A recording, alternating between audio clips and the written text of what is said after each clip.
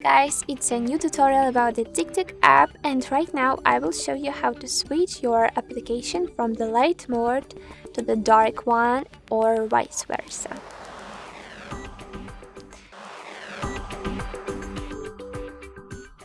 So don't forget, please guys, that your app will have the color of the display the same as you have on the default phone settings. So if you have your phone set on the light mode, your application of TikTok will have the light mode activated also, and vice versa with the dark mode.